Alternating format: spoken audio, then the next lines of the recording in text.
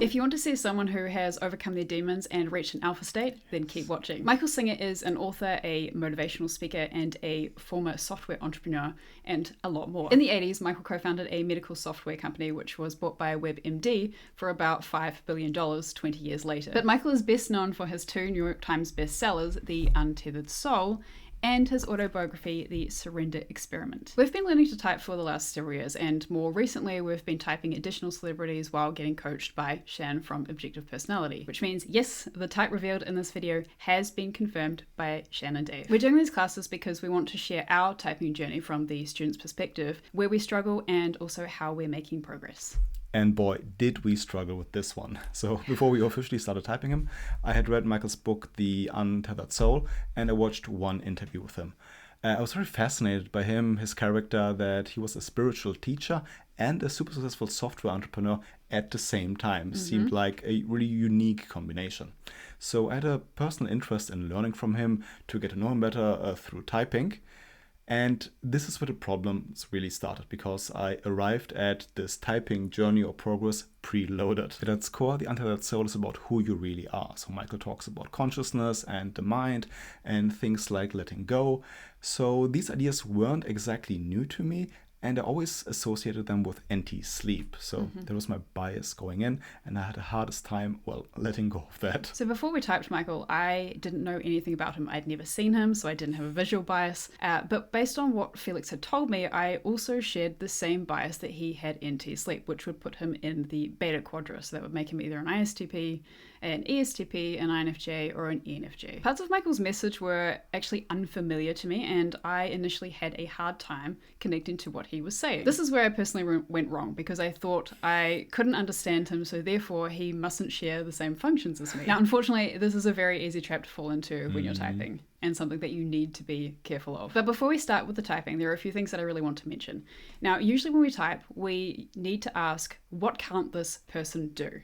Now, this gives us an indication of what their demon functions are. But in Michael's case, he is doing everything, including his demons. So you won't catch him freaking out, which means you need to pay very close attention to his state of what is obvious versus what is exciting to him. It is also important to take in the context of the interviews that he's in. So he is old, he's accomplished, and he's basically on a book tour in all of his interviews. So keep that in mind when you're watching him. So in this class, we want to start with our biases that we had going in. So we thought he was probably anti-sleep, probably savior anti-sleep, and possibly rather an INFJ. So we're going to start with this bias and then prove or disprove these coins one by one. So we started thinking that Michael might be an IJ, which means he would be an observer.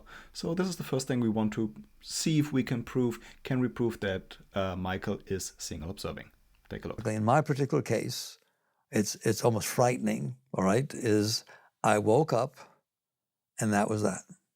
I was never going back to sleep. I would never go back into there. I was fascinated by the fact that that was going on. I was earning my PhD in economics at the time, right? Never finished. But basically, you know, I had my master's and I was going to be an economics professor. I was being groomed to be an economics professor, right? I was very good in school, and the chairman of the department I was under him. And basically I woke up and I went to what they call the stacks at the University of Florida, the graduate libraries, and I pulled down every single book that Freud wrote that I could possibly get my hands on. Well, I had never taken a psychology course, a philosophy course, a religion course. I was symbolic logics, advanced calculus, you know, that's who I was, all right? And I wanted to know what this voice was. Surely Freud had talked about it. Well, he didn't. He analyzed the mind beautifully. I love Freud. In fact, I am born on his birthday. My birthday's the same as Freud's. I figured that must mean something, right? But basically, I brought it down, read the different, I didn't read, scanned through the different books, because it would have stood out if you started talking about that voice talking inside your head. Sure. But it did not appear that my friend Sigmund had popped out. He was analyzing other people and did a brilliant job of analyzing aspects of the mind, the id, the ego, the superego. You're just analyzing the mind like a scientist, all right? But to be back there watching it, I kept looking to see if he had done that, right? And so I didn't know anybody. My friends were all in economics and so on. And one day I started talking to everybody about that voice. It was my life. It became my life. Have you seen that voice? You know you have a voice? It's like, I don't think it was much fun to be around in those days. And a friend of mine who was my fellow graduate student in economics, Mark Walton was his name. I remember it, I always will. He apparently had been more broadly educated than me and more broad interests. And he handed me a book called 3 Pillars of Zen by Philip Kapleau.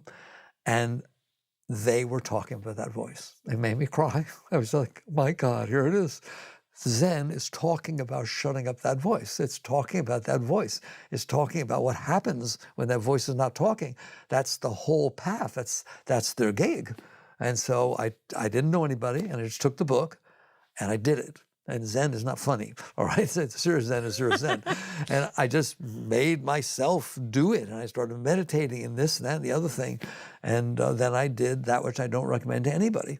I was so fascinated by that I said, I need to take time aside in my life to focus on this. It may never happen again. I may never have the time again, right? I'll get jobs, or this or that. But right now, I'm in graduate school, and I'm going to step aside. And I stepped aside. You went into seclusion, is that right? Basically, I went into seclusion. Where'd you go? In 1965, when I graduated high school, I went to the University of Florida. I stayed there, all right? And I found a piece of land, and 10 acres of land way out in the country. And I bought it. I had a little money left over from my graduate education because I was on fellowship. And basically, 2 friends of mine and I, who had not built things before, built a cabin, but it's not a cabin, it's a gorgeous house, all right? One of my friends, he was a master's in architecture, and so he made a balsa model, and I just wanted a little hut.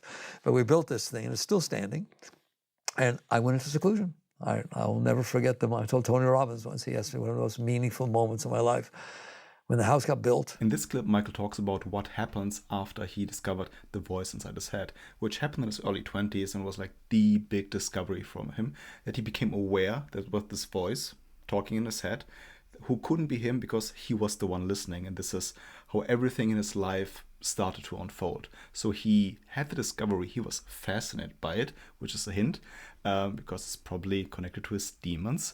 And then how does he frame this problem, like as a missing information problem? He didn't understand what was going on. Where was this voice coming from? And then he looked for information. Can someone explain this to me? Can Freud explain this to me through his books? Can my friends explain this information to me? And he started to learn. And once he found this information in a Zen book, also hinted by a friend who is more widely read than he was, so also hinting at some coins or demons with that, he started to cry because he had finally found the missing information. He had finally found his answers and a hint of like what to do about it. And yeah, what happens after that? He goes to a cabin in the woods. And if we want to zoom out, like we know the story. Who usually goes to a cabin in the woods? It's the EJs in a demon swing. But why do they do that? Because they're so fed up with the tribe. Because for decades they work their ass off for the tribe. They don't get the recognition or the respect they want or think they deserve. So they leave the tribe behind. But this is not why Michael went into the woods, right? Which is the question we have to ask, like, why do people what they do? No, he wanted to focus on this discovery and on this new information that he had. He didn't want to leave the tribe behind. He didn't feel offended by the tribe. It was all about the information. And he took a friend with him, and that they built this cabin together. Yes. But he was doing it because he wanted to get away from the external distractions that were preventing him from discovering his sleep. Exactly. So as always, if we're seeing observer, then we must be able to see double deciding somewhere. So how does Michael talk about other people? What does the next reality look like for us as humans when we evolve to the next level? It's what it's supposed to be. It's like, all right, basically, don't even go to that level. Just come to a level where people woke up enough to realize where you are, which is just what you said, right? That we're all different. And of course, it looks like there's right and wrong because we're all programmed differently. Let's get above that. And they can't. You understand that? They're completely caught in their egos, the I, all right? But if we just raise above that, even just above that, we could sit down at the table together and say, I understand how you see it the way you do.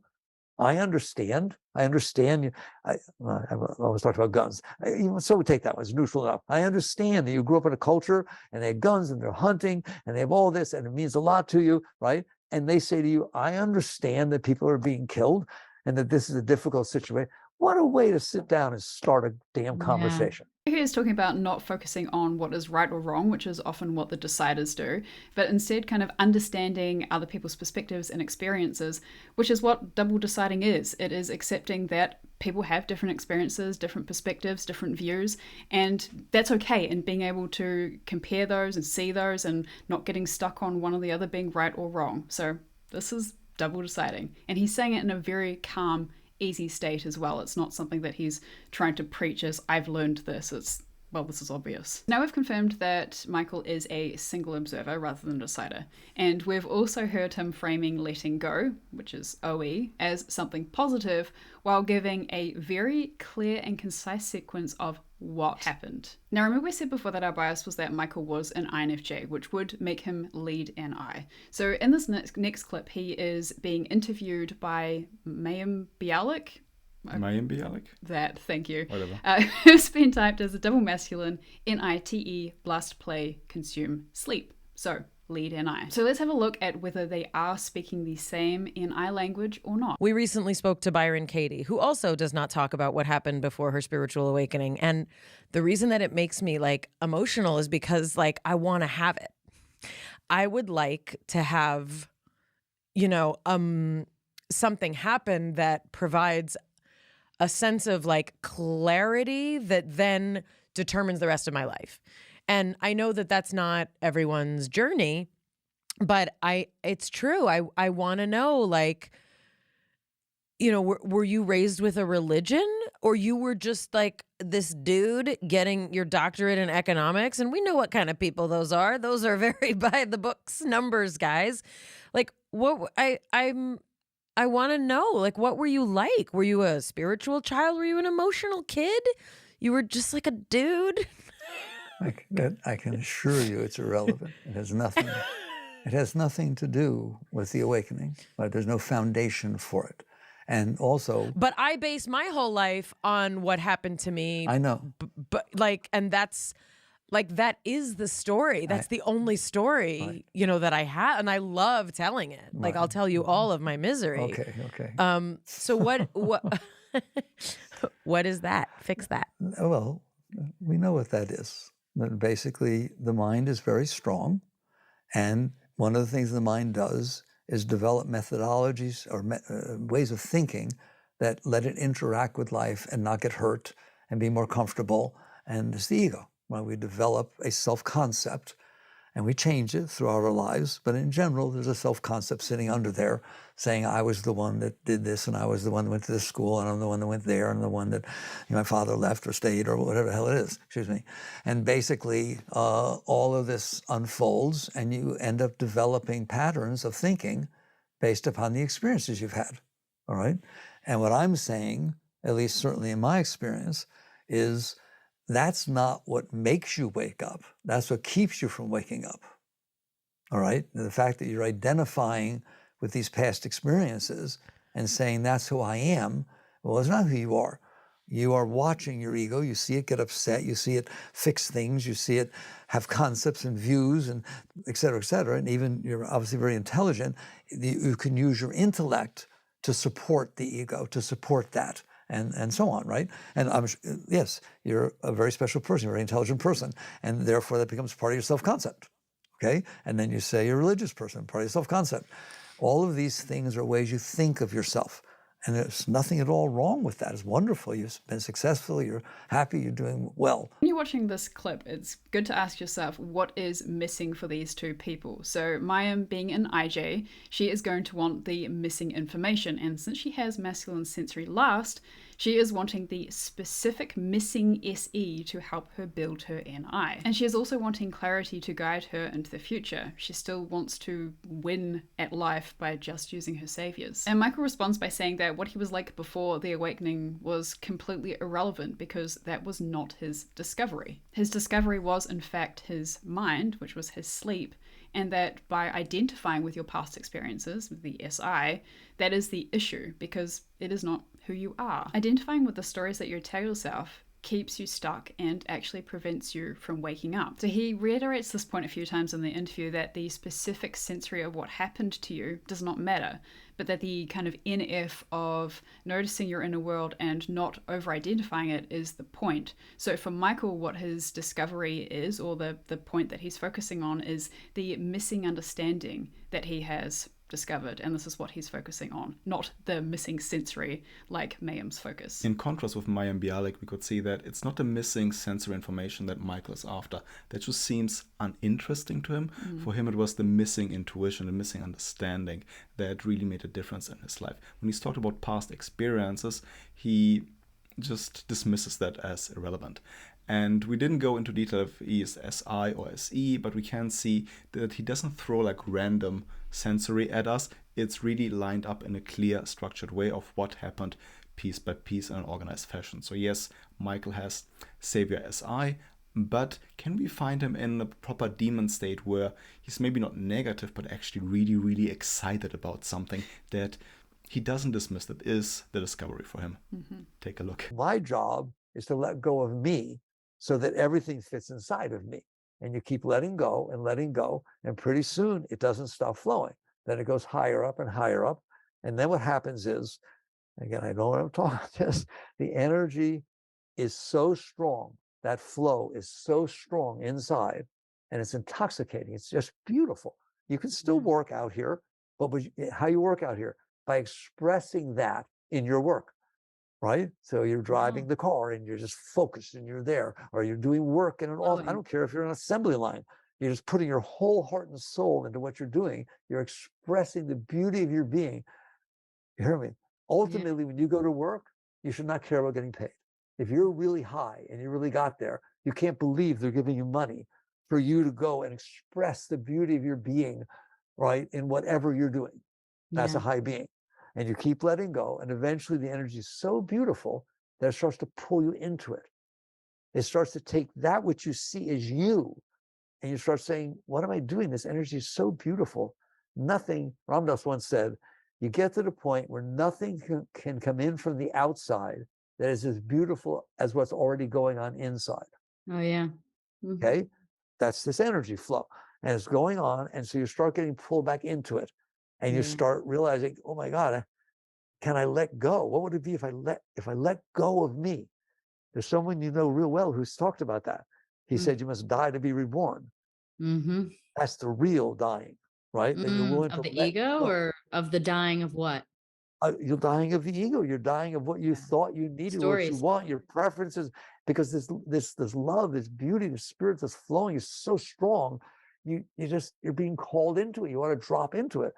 And so now you get to where the great masters, all right, said, if you were to let go, there's a great master called Meher Baba. I don't know if you ever heard of him, but Meher Baba said the first time he went into that state, it was like his consciousness had been a drop of water looking down at himself, right? He let go and the drop fell into the ocean. If the drop of water falls into the ocean, find it. You can't. All right. It merged. And that the word yoga means union. Merging with the higher self and the merging with God, merging with call it what you want, right? Merging with the infinite, merging with, you know. Hey Holly, so you put this clip in our outline. Would you like to talk about it? I have no words for this clip, so I think I'll let you do it. In most cases, when people talk about their demons or like referencing something that's associated with their demons, it is actually negative and they're scared and fearful. But in general, that's not what happens with our demons, or not how we define our demons. Demons are a non-default state when you go away from your baseline. So your baseline would be when you're calm, when you say something that's obvious, that's not that interesting to you personally. And the demons are when you get excited, or when you get in just a stronger emotional state. It might be like very positive or very negative. So this is what we're looking for. And in this state, compared to how we saw him before, he's really excited. Like he does all these hand movements and and you see the difference in his voice when he talks about that. So this is a demon state. There's also a little bit of embarrassment there as well. It's also a bit embarrassing, a little bit awkward. Like he's almost slightly ashamed that he's so fascinated with this stuff. So this is what we have to pick up on and where we have to pay attention. So this is a demon state, and then we have to interpret it. So what is he talking about? What is he so fascinated with? So what is he talking about? Essentially, he explains emotional self-management. So he says that we have this constant flow of energy inside us that we can tap into, that's always there, but we usually just block it out because stuff happens that we don't like and we close off the energy. Like we decide to keep feeling miserable. And this is what he teaches, like how to really tap into this energy, how to become aware of it, how to own it, how to not close yourself off from stuff that happens outside of you that you might not like. Like he says, it doesn't matter. You always have always access to this energy if you decide to just be okay with whatever happens, with just simply surrendering to the flow of life. This is how he explains it. So he talks about emotional general patterns, and this is what he's so excited with, what he learned to own and what was his big discovery. So it is Demon NF. I knew you would say it better than me. I hope I did. I don't know. So now we're definitely seeing our original bias fall apart here because Michael is an IJ with lead SI and not NI. We already confirmed that Michael is Demon NF, and we hinted at Demon Sleep, with the sleep being his discovery. So that would leave the next possible coin being TE or FE. Being in the Temple of the Universe, whatever it is, and I found it, kind of people started coming out there, so it happened. That's how my whole life is, right? I never decided to do anything. I just followed the energy, like I was saying. I'm there doing services, meditating, whatever it is, and different events unfold. The one particular one that I tell in the surrender experiment is a sheriff came out to the land, and I was barefoot, a hippie, walking around my land, and he walked up to the temple building that we built, which I was a little concerned, has Krishna and Jewish things, it has all the different religions represented, and he's all dressed up in his officer uniform and pulls his big car up there, and I'm walking around barefoot, no shirt on, and he says, you in charge here? And okay, yeah, I guess I am. You know what he says? Did you build this building? I said, yes. He said, would you build an addition on my house? I swear to God, that's exactly what happened, all right? And because I was surrendering to life, nothing inside of me wanted to close in the garage of this sheriff, all right? It's like, I'm not even a builder. I built a couple of buildings on my own land, rough sawn timber, etc. And I said yes. And that founded my first company, Built with Love. And I ended up building custom houses and this and that. And then I got into computers. And the next thing I knew, people were asking me to write computer programs. And I never took a course in my life. I just started writing. I found it interesting, like you find stuff interesting, and bought a TRS-80 Model 1 when Radio Shack first came out with the little tiny computers, all right? And wrote an accounting program to run Built with Love. And then people wanted to buy the program. That's literally how this company started. And so I said, okay, I guess, all right? And then start surrendering, and then I got to write this and write that and do this. And eventually somebody asked me to write a medical billing system. And I didn't even go to the doctor in those days, and I'd never seen an insurance form in my life, all right? And I took it, and I did it. And it became this major company, with 2,300 employees and public and the whole ball game. And so I just had to do it. I just did it. Well, while I was doing it, I didn't change. I didn't say, now this is what I'm doing. Now this is a wonderful opportunity to let go of me. Like you can bet, for sure, you can bet that being in that environment, I mean, literally I'm on earning calls with Wall Street. Like, give me a break, all right? I can't relate to any of it, but I'm doing my best. I'm serving and working hard, doing everything as an act of letting go of myself and serving the universe. Okay, before we start, I just want to point out that Michael is in a calm state here. So this is him you hear a lot of sensory talking about what happened. You get a timeline of how he did these things and started these things and just, how it all flowed together. What I thought was quite funny is someone asked him to physically build something for them in the ST, and he says that every part of him wanted to say no, but he said yes. Now, this is what happens with when you're DE, and in his case, he's TE because he's not having an issue with the sensory, with actually physically building things in the sensory. And he can't say no. He has to say yes. And he does kind of frame it as, well, you know, I said I was going to work on this letting go thing, and so therefore I need to say yes. But also, he's still doing his saviors here. Yep. He hasn't stopped doing them. And, you know, he goes on to say people asked him to write this software, and then it just ended up building this company with 2,300 people. Things just happened. But it's still him doing his saviors. But they just happen to have worked out for him in this case. You're also not really going to see him emphasize the ST in his interviews, because, like, why would you emphasize a savior, which, you know, makes the ST very easy to overlook when you're typing him.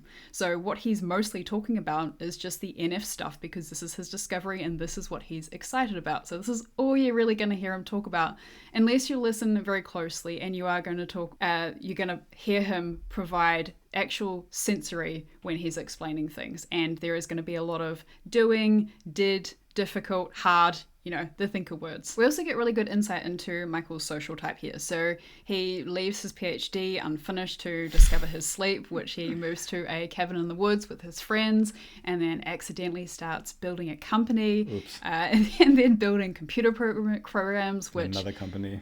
Yeah, which he then went on to, develop and build into another major company. Whoops, just happened. So what we're seeing here is Michael is creating systems for others in the form of businesses, but not like actually narrowing down on one specific career, as you've seen he does a lot of different things. So this makes Michael generalize over specialize, and then he is friends over flex. You hear him talking about friends, you know, going to do things with friends. People are his friends. The community just grew around him after he left to go to a cabin in the woods. Yeah, exactly. And he talks a lot about serving others. So this actually makes him a number 2. We've seen that the obvious thing for Michael is to do the savior TE. People ask him to do something, he can't do it yet, but he says yes, and he's going to figure it out. So can we also see more specifically Demon FI? If you had a thorn that was touching directly to a nerve, so much so that anything that touched it caused pain inside of you. So if you walked, difficult to walk through the woods and the leaf touched it, you weren't able to walk.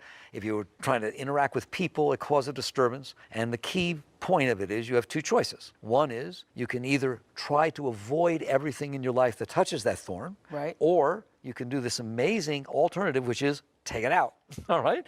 If you try to avoid it, you will be avoiding it for your entire life. Using the analogy of the thorn, he explains pretty clearly how to deal with, how he calls it, emotional disturbances. So again, this was the discovery for him. This made all the difference to him.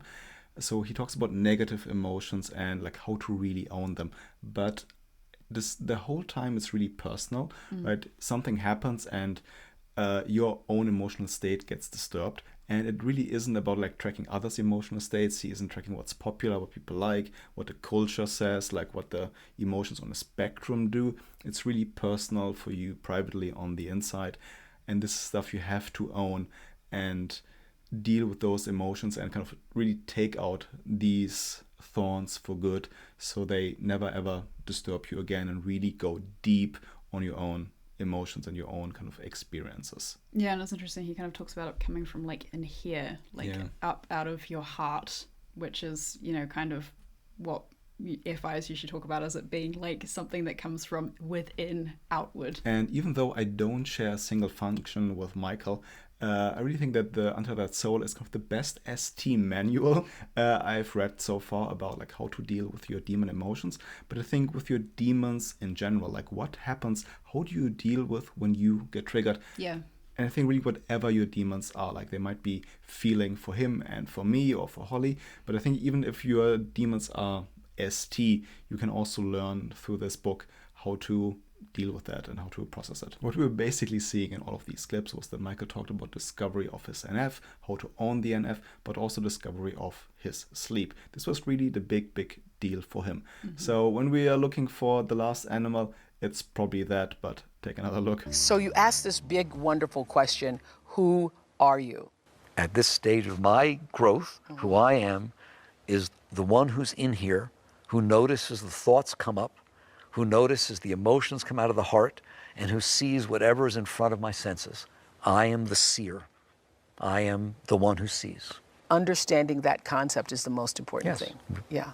Period. Michael is able to narrow down his message into really this one question, like, who are you and what is the voice inside your head? This is the key to spirituality and to personal growth, period, for him. So, and what does he actually basically talk about? He needed to discover his FI and he needed to discover his sleep, and then recognize it's not him, but it's something that he needs to own. And if we want to look at this whole animal stack, we can clearly see that Michael is an extrovert in just his bibbity-bobbity way that he talks, that he's just very quick to talk, that he can talk for a long time and easily, but also in his just life path, that he just did so much, that he couldn't get away from people, that he couldn't get away from building companies, doing things, helping people out, organizing all kinds of things. So he's clearly an extrovert. The main question then would be, is he consume last or sleep last? And yes, we kind of already alluded to it multiple times.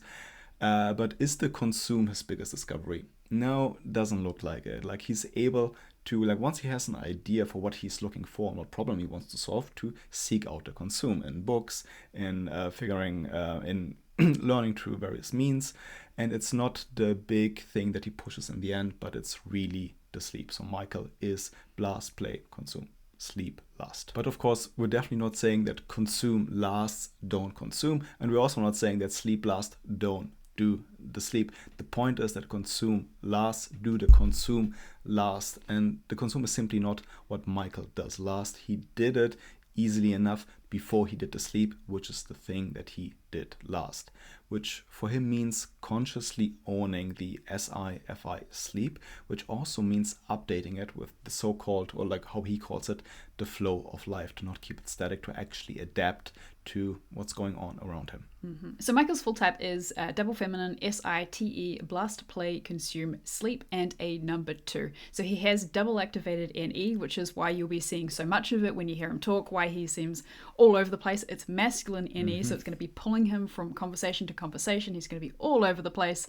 But he does have the feminine SI first, which is what we saw in the clips where he is providing the actual sensory, and then he's following it up with the intuition, which was also his discovery. So this last clip that we want to play is one of the many reasons why we think Michael Singer has extreme growth mindset, and not just in his saviors, but also in his demons as well. As an observer, he went through one of the scariest things possible, and here is how he dealt with it. You were indicted several years ago. Yes. The government came in and accused the entire executive team of our company Which of you fraud. were chairman. Were you able to stay in that centered space of spirit? Yes, completely. The question was, are you willing to use the situation to just complain and carry on how unfair it is? Are you willing to use the situation to let life reach in to the bottom of your heart and pull out whatever's left of your self-concept, your ego, your scared self, and stand there? Okay, so do notice that he does get a little bit uncomfortable talking about this, because of course it is serious. I mean, being indicted would be scary to anyone.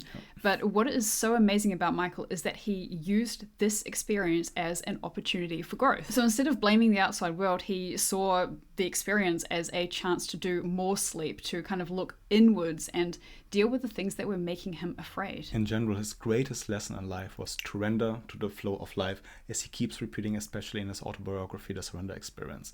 And I believe that surrendering to the flow of life is really Michael's expression for his last function, NE, which is in contrast to holding on to wanting the sensory to be specific and wanting it to be according to his preferences. And he let go of that, and he updated with the flow of life. He was even able to let go of some of the greatest horrors that someone with any last could really experience, because the government literally came after him because of missing or false information. Yeah. Still, he surrendered his fear and he was able to calmly deal with it. And to us personally, these topics of growth mindset and letting go of yourself are really, really important to the both of us, and we're sure we're gonna make more videos like that or about that in the future. So if you're interested in stuff like that, then keep an eye out. And maybe subscribe. All right, yeah, there too.